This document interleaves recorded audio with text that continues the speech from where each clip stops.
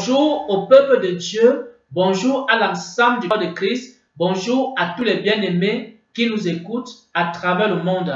Bien-aimés frères et sœurs en Christ, je viens ici dans cette vidéo partager un message de la part du Seigneur. Un message que le Seigneur m'a accordé la grâce de recevoir, un enseignement que le Seigneur m'a donné à partager à son peuple, à communiquer à son peuple, à faire connaître à son peuple. Le Seigneur m'a enseigné trois choses que son peuple doit savoir, trois choses que l'Église doit savoir, trois choses que les chrétiens doivent savoir. Et le Seigneur m'a donc enseigné ces trois choses dans un songe. C'était la nuit du 31 juin au 1er août 2020 qui m'a enseigné ces choses. Maintenant, j'aimerais ici partager ce songe qu'il m'a donné et j'aimerais expliquer ce songe au fur et à mesure que je suis en train de le partager. Et dans chaque chose qu'il a eu à me donner, j'aimerais également illustrer cela avec les Saintes Écritures. Pourquoi? Dans le songe, il m'a enseigné trois choses. Si tu fais partie du peuple de Dieu, alors ces trois choses te concernent. La première chose qu'il m'a enseigné ici, c'était ce que c'est que le peuple de Dieu. La première chose qu'il m'a enseigné, c'est ce que c'est que le peuple de Dieu. Alors, il m'a transporté dans un village. Dans le songe, il m'a transporté dans un village. Il m'a présenté un groupe de personnes. Ils n'étaient pas très nombreux, ils étaient très peu de personnes. Il m'a transporté dans ce village, il m'a présenté ces personnes, il m'a présenté ces personnes comme faisant partie de son peuple. Le Seigneur m'a transporté dans un village, le Seigneur m'a fait entrer dans un village en esprit, il m'a montré des personnes et il m'a présenté ces personnes comme étant son peuple. Il ne m'a pas dit que c'était des catholiques, il ne m'a pas dit que c'était des protestants, il ne m'a pas dit que c'était des adventistes, il ne m'a pas dit que c'était des pentecôtistes, il ne m'a pas dit que son peuple c'était par exemple les témoins de Jéhovah, il ne m'a pas dit que son peuple était les églises de réveil, il ne m'a même pas dit que son peuple était les églises de maison, il ne m'a pas présenté une dénomination, il m'a transporté, il m'a montré un groupe de personnes qui marchaient dans la vérité, qui demeuraient dans la vérité, qui demeuraient dans la parole de Dieu. Il m'a dit que ces personnes-là, c'était son peuple. Bien-aimés frères et sœurs en Christ, Dieu a un peuple dans chaque village. Dieu a un peuple dans chaque ville. Dieu a un peuple dans chaque nation. Dieu a un peuple dans chaque continent. Et ce peuple, ce n'est pas forcément des gens qui vont dans des dénominations, mais ce sont des personnes qui ont une attitude. Cette attitude, c'est quoi? C'est qu'ils pratiquent la parole de Dieu, c'est qu'ils demeurent dans la parole de Dieu, c'est qu'ils observent les lois, les prescriptions et les commandements de Dieu avec beaucoup de soin, avec beaucoup d'attention. Ils demeurent dans la vérité et ils demeurent dans la parole de Dieu. Quelles que soient les dénominations dans lesquelles ils se trouvent, le plus important pour faire partie du peuple de Dieu, c'est de garder sa parole. Bien-aimé, si tu gardes sa parole et que tu es dans une église de maison, tu fais partie du peuple de Dieu. Si tu gardes sa parole, tu es dans une église de réveil, tu fais partie du peuple de Dieu. Mais maintenant, si tu es dans une bonne église et que tu ne gardes pas sa parole, tu ne fais pas partie du peuple de Dieu. Même si tu suis le meilleur des prédicateurs, même si tu écoutes les enseignements de frère Xavier, mais si tu ne gardes pas la parole que frère Xavier enseigne, alors tu ne fais pas partie du peuple de Dieu. Même si tu écoutes le plus grand prédicateur et l'enseignant qui est dans la vérité et que tu ne gardes pas ses paroles, tu ne fais pas partie du peuple de Dieu, parce que le peuple de Dieu, c'est l'ensemble des personnes qui mettent en pratique la parole de Dieu, qui marchent dans la parole de Dieu, qui marchent dans la vérité, qui marchent selon la sainte doctrine, qui acceptent d'être transformés, qui acceptent d'être changés chaque jour. Ça, c'est la première des choses que le Seigneur m'a accordé la grâce de voir. Il m'a montré que j'étais dans un village, il m'a transporté dans un village, il m'a montré un groupe de personnes. Il ne m'a pas parlé d'une église, il m'a dit que c'est ça son peuple. Ça, c'est la première des choses. Il m'a enseigné sur qui est le peuple de Dieu, qui fait partie du peuple de Dieu. Deuxième chose qu'il m'a enseigné ici, c'est comment est-ce que les serviteurs de Dieu doivent se comporter devant le peuple de Dieu. Alors, lorsqu'il m'a montré que cette personne était le peuple de Dieu, lorsqu'il m'a fait connaître que cette personne était le peuple de Dieu, il m'a donc donné dans le songe une recommandation. Et cette recommandation, c'est pour tous les serviteurs de Dieu. Cette recommandation, c'est pour tous ceux qui enseignent la parole de Dieu. Il m'a dit que puisque ces hommes, c'est son peuple, puisque ces hommes représentent son peuple, alors nous, en tant que serviteurs de Dieu, alors moi, en tant que serviteur de Dieu, et les autres serviteurs de Dieu, nous ne devons pas commettre une erreur, c'est leur enseigner autre chose que la parole de Dieu. C'est pourquoi l'apôtre Paul dit ceci. L'apôtre Paul dit que je n'ai pas voulu connaître autre chose parmi vous, en dehors de Christ et Christ crucifié. Puisque ce peuple est le peuple de Dieu, puisque Dieu a un peuple nombreux dans le monde, puisque Dieu a un peuple nombreux dans les nations, puisque Dieu a un peuple nombreux partout dans les villes, dans les pays, dans les continents, alors nous, en tant que serviteurs de Dieu, nous avons été envoyés pour éduquer le peuple de Dieu. C'est ce que le Seigneur était en train de m'enseigner. Il me disait que ce peuple avait besoin d'être éduqué. Je vais prendre un exemple. Dans la société, les gens se comportent d'une certaine manière parce qu'on les a éduqués et enseignés à se comporter de cette manière-là. Dans les entreprises, les gens se comportent d'une certaine manière parce qu'on les a enseignés et éduqués à se comporter de cette manière. Dis ça. Dans les familles, les gens se comportent d'une manière parce qu'on les a enseignés et éduqués à se comporter de cette manière. C'est la même chose en ce qui concerne le peuple de Dieu. Le peuple de Dieu doit être également éduqué selon les voies de Dieu, éduqué selon la parole de Dieu, éduqué selon les ordonnances de Dieu. Et l'apôtre Paul dit ceci: je n'ai pas eu autre chose à savoir parmi vous que Christ et Christ crucifié. Donc, en tant que serviteur de Dieu, nous devons enseigner au peuple de Dieu les choses de Dieu. Nous devons enseigner au peuple de Dieu les choses du royaume des cieux. Bien-aimés frères et sœurs en Christ, Dieu jugera ses serviteurs. Tous les serviteurs de Dieu qui enseignent au peuple de Dieu autre chose que la parole du royaume des cieux. Dieu jugera ses serviteurs. Tous ceux qui vont enseigner au peuple de Dieu autre chose que la révélation de Christ. Dieu jugera ses serviteurs. Tous serviteurs qui enseigneront au peuple de Dieu autre chose que l'éducation, les voies, les principes du royaume. Donc, ça c'est la deuxième chose qu'il a eu à me dire. Il m'a montré premièrement un peuple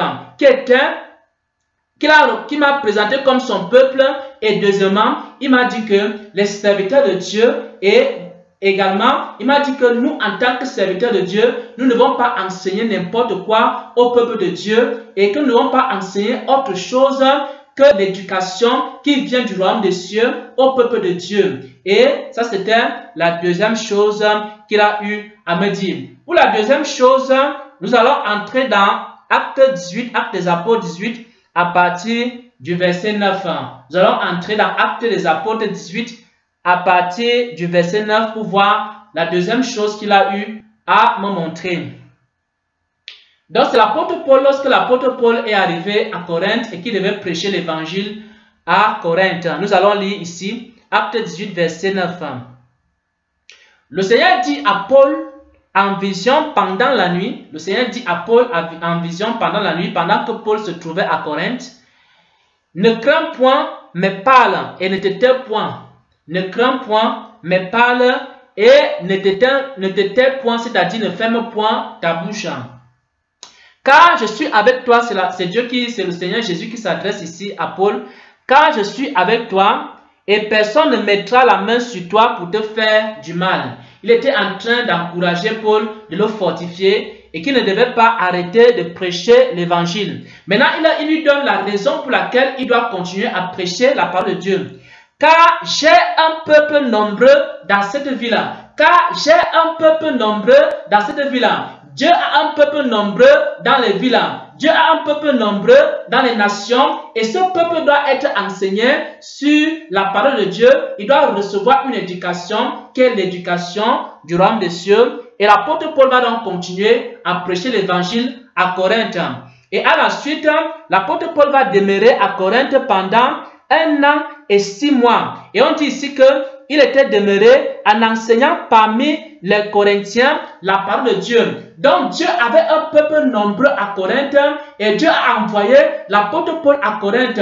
Non pour prêcher quoi? Pour prêcher la parole de Dieu et pour enseigner au peuple de Dieu les voies de Dieu. Donc voilà l'évangile qu'on doit prêcher. On doit donner aux enfants de Dieu l'éducation du royaume des cieux. Parce que le monde a son éducation et le monde a enseigné aux hommes du monde comment se comporter. Mais maintenant, nous qui sommes du royaume des cieux, nous avons une autre éducation que nous devons recevoir. Et cette éducation est communiquée par le Saint-Esprit. Cette éducation est aussi communiquée par les serviteurs de Dieu. Et lorsque Dieu envoie ses serviteurs, c'est pour aller éduquer son peuple, mais pas pour donner n'importe quelle éducation à son peuple, mais donner à son peuple l'éducation qui est l'éducation du royaume des cieux.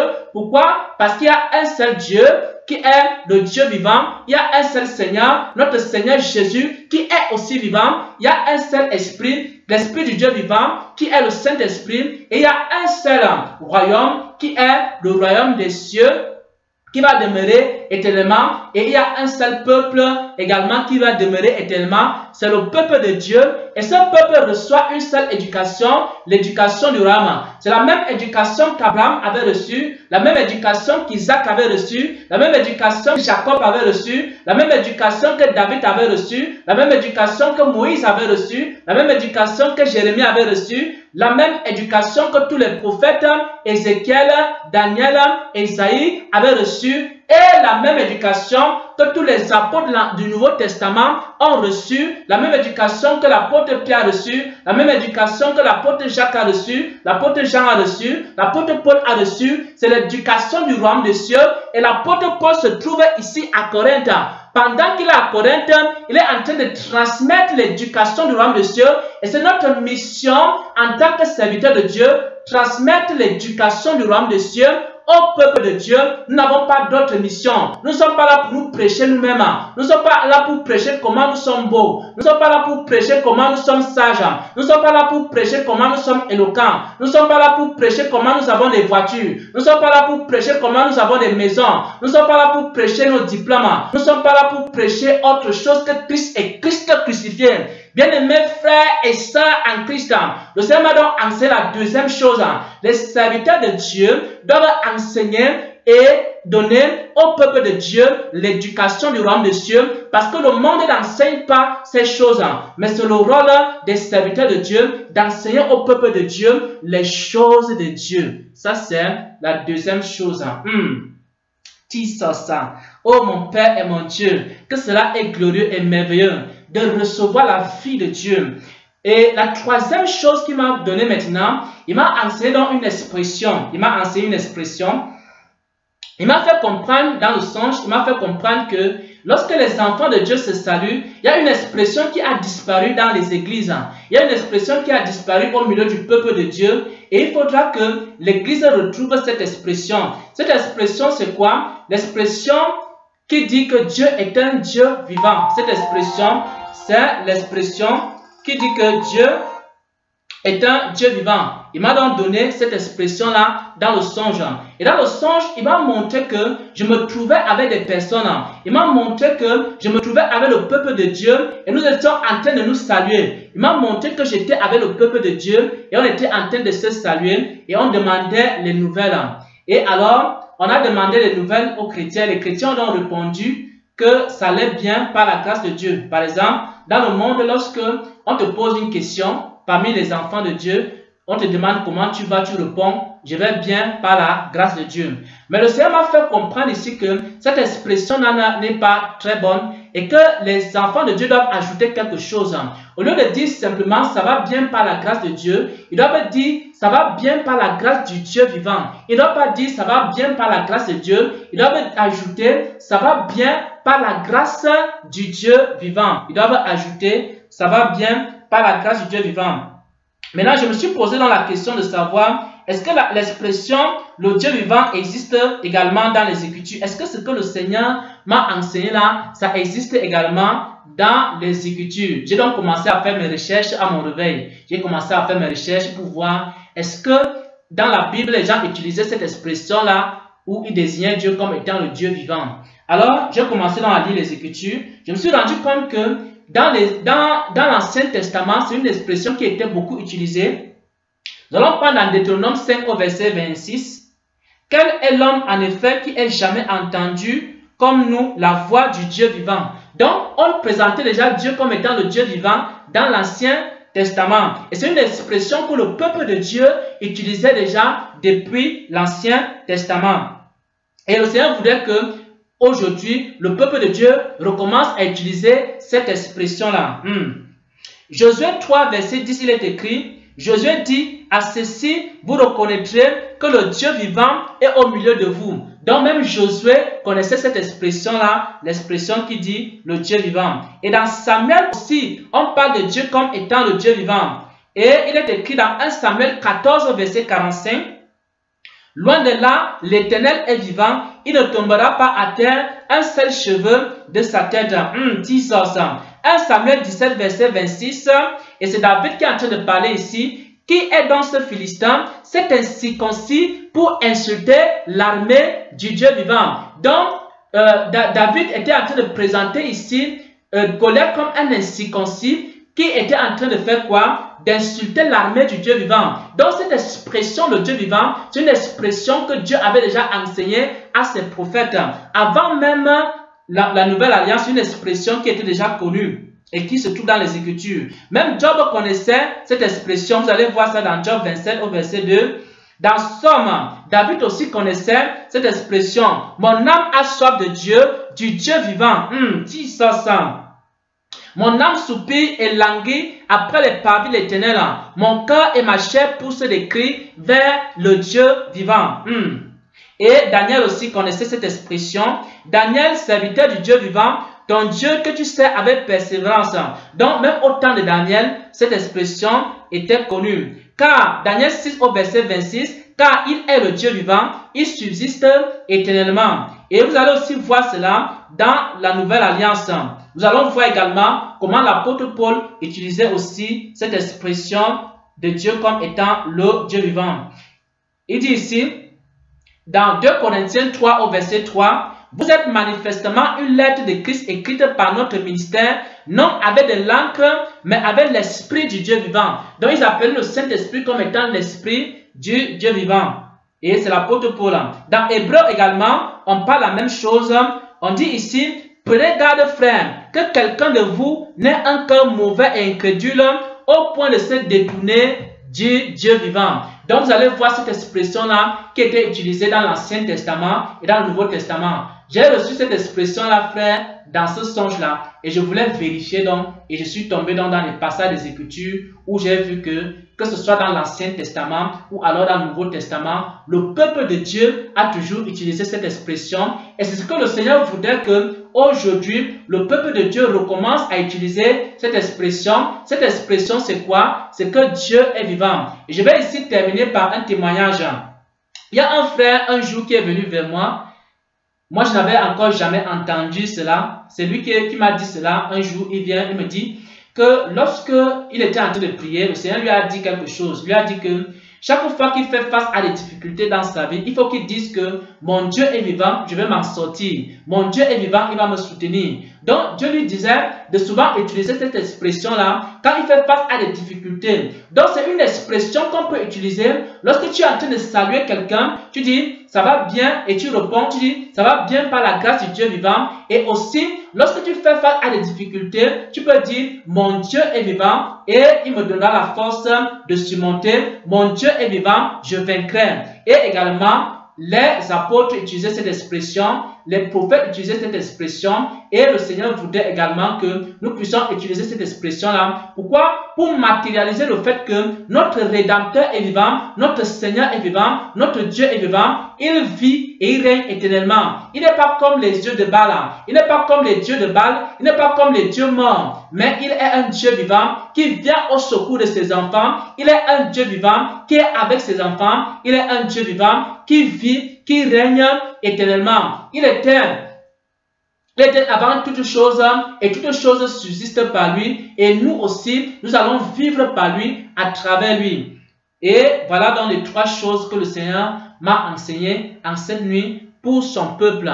La première des choses, il m'a enseigné 3 choses. Et la première des choses qu'il m'a enseigné, c'était son peuple. Son peuple, c'est l'ensemble des personnes qui veulent changer et pratiquer sa parole.